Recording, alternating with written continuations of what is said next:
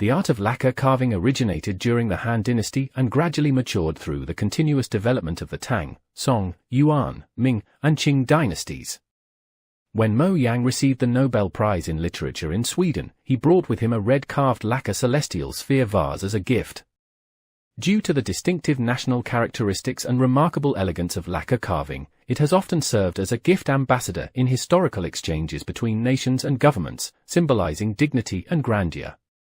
Hello everyone, I am Uncle Tony. Today we are going to talk about the Chinese lacquer carving. Lacquer carving, also known as Tihong, carved red lacquer, is a traditional Chinese craft.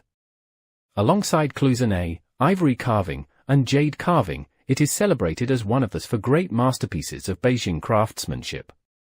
Together with palace carpets, Beijing embroidery, gold lacquer inlay, and filigree inlay, they are collectively known as the late Unique Crafts of Yanjing. Lacquer carving originated from lacquerware, using natural lacquer as the primary material. Layers of lacquer are applied to a base until a suitable thickness is achieved, after which the piece is carved into an artistic creation. Design serves as the foundation for the creation and production of lacquer carvings, playing a guiding and directive role throughout the process. It can be divided into three parts: shape design, pattern design, and process design. Shape design determines the external form of the object, which is the first thing noticed during observation. Pattern design is the core of the entire design, representing the content of the artwork.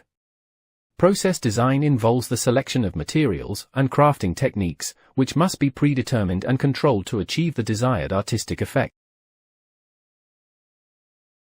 The creation of the base structure for carved lacquerware is known as base crafting. Since lacquer is a liquid and serves as a decorative material, all lacquerware requires a base, typically made of wood.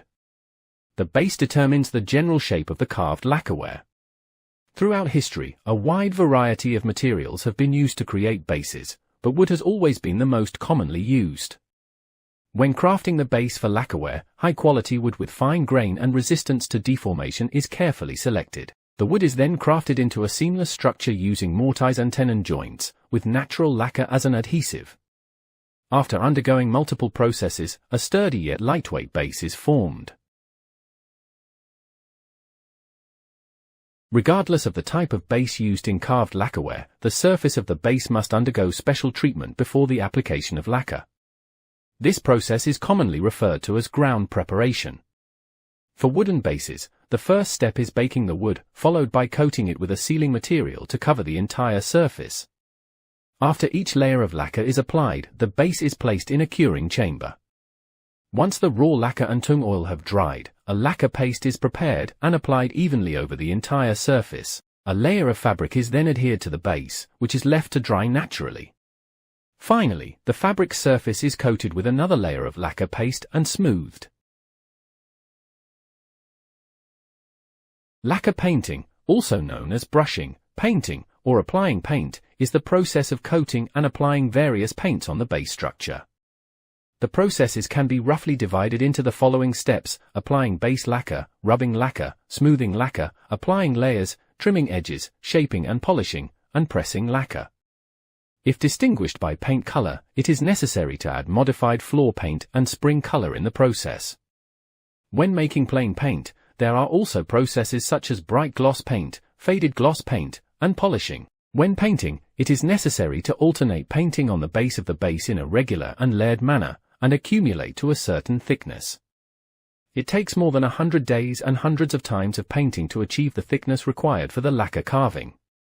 This is the skill and hardship of traditional handicrafts. This stage involves transferring the design draft onto the lacquered base. The pre-drawn paper draft is directly adhered to the lacquered base. Once the design is completed on the base, a very thin layer of lacquer liquid is sprayed onto the surface of the base to protect the printed design, ensuring it remains clear and intact throughout the carving process. After the lacquer layer dries, the process moves on to carving. Carving is the most vivid, exquisite, complex, and awe-inspiring stage of the entire lacquer carving process. It is also the most distinctive feature that sets lacquer carving apart from other crafts. According to the sequence of carving, the process can be divided into steps such as piercing, raising, slicing, shaving, outlining, creating decorative patterns, and crafting details like shell leaves, dragon scales, architectural bases, and chrysanthemum petals. After the carving is completed, to achieve a smooth and glossy lacquer finish, the piece must go through a series of steps including baking, grinding, polishing, interior finishing, wiping, and glossing. Polishing involves grinding the dried product.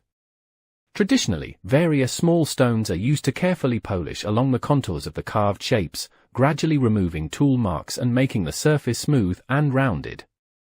Once the polishing work is completed, the piece is further refined by rubbing it with fine ash paste to enhance the lacquer's smoothness and luster. Afterward, the ash paste is washed off and the interior of the carved object is scraped, dried, and cleaned.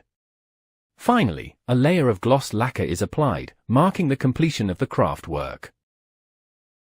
If you liked this video, don't forget to give it a thumbs up, subscribe, and hit the notification bell to stay updated on all our latest content. Got questions or ideas for future topics? Drop them in the comments, I'd love to hear from you. I am Uncle Tony. See you later.